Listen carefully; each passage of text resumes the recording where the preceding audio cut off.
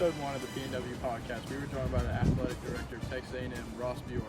He shared great insight on what it takes to become an athletic director and his life and how he grew up and how he became an athletic director.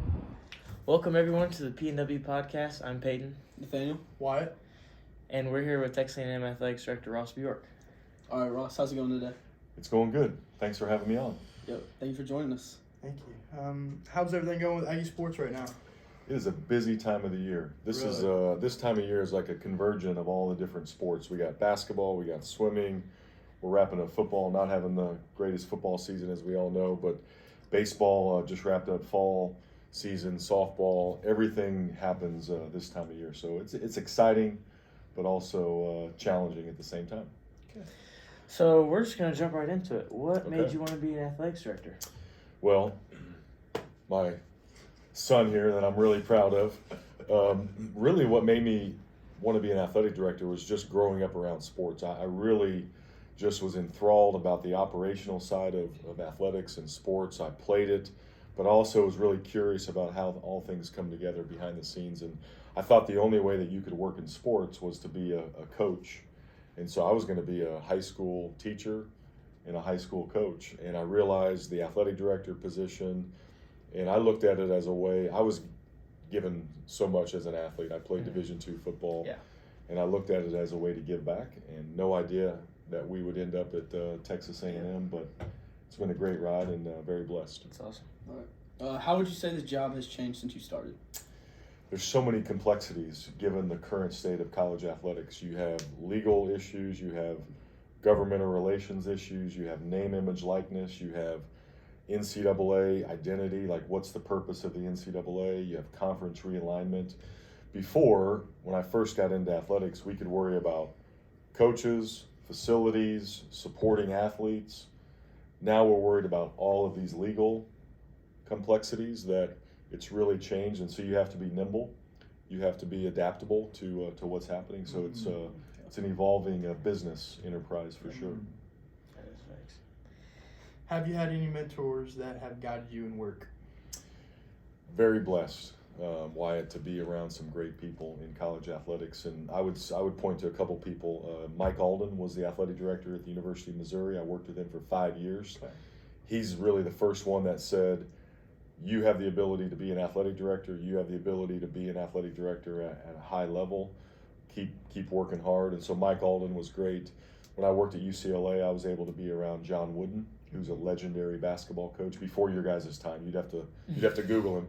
Yeah. Coach Wooden won 10 national championships at UCLA, and was really more of an educator, more of a leader. And so being around Coach Wooden, just from personal standpoint, a faith standpoint, a leadership standpoint, definitely those two people helped guide me. He did the Pyramid of Success, right? Pyramid of Success. That's exactly What's right. that? It's basically principles of life that he created back in like 1940. Oh man. And there's all these different principles: hard work, leadership, character, and he calls it the Pyramid of Success. And so you have the foundation of the pyramid, and then you kind of build up to the pinnacle. Awesome. So what do you think sports has taught you in life? You have any lessons it's taught you? Well, look, you guys are all athletes, and you guys are around it, and so you guys have your own, identity on what sports means to you. But I really think toughness, grit, hard work, leadership skills, being in a diverse environment. You guys all have teammates that don't look like you, that don't have the same life as you. And so to have a common goal and a common purpose with people that don't look like you, that's what life is all about. We always have to compromise. We have to work together in a diverse environment. So I just think sports teaches so many things that apply to business, being a husband, a father, whatever you guys want to do in life, playing sports is going to help you guys. Exactly. Awesome. What advice would you give to someone who wants to work in athletics?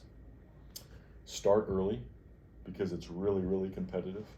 Get some tangible experience as you build your resume, and then build relationships and work as hard as you can. If you do all those kind of things, then the pieces will fall in place. Who has been the most interesting coach to be around? Wow, that's a great question. I would say the coach I had in college, Larry Kramer. I'll mention two coaches. Larry Kramer was my college coach.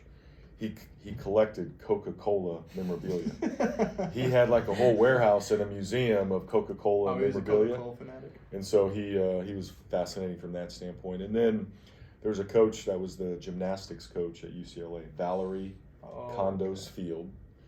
And she was a dance instructor, more on the theater side. And she got into coaching. Yeah. And so her gymnastics coaching was all around entertainment. And she's coached Olympians. She won at least 5 national championships at UCLA, and just had a personality that people gravitated towards. And so kind of having the entertainment side, mixing that with college athletics. Yeah. Val Condos Fields was definitely an interesting coach that I've She's been still around. there? She's not there. She retired. And Kramer what was that lighthouse story? That Oh yeah, he camped out in a bell tower at Emporia State. That's where I played football, in a bell tower to sell tickets. He said, if we sell like 3,000 season tickets, which was a big number for Emporia State, then I'll come out of the bell tower. Until then, He's staying like up there. he stayed up there like a whole week oh wow. to try to hype the program and Wow. Did they and sell eventually sell tickets, yeah. 3,000? They did. They Dang, got so got it to the worked. goal, and so they let him out of the bell tower.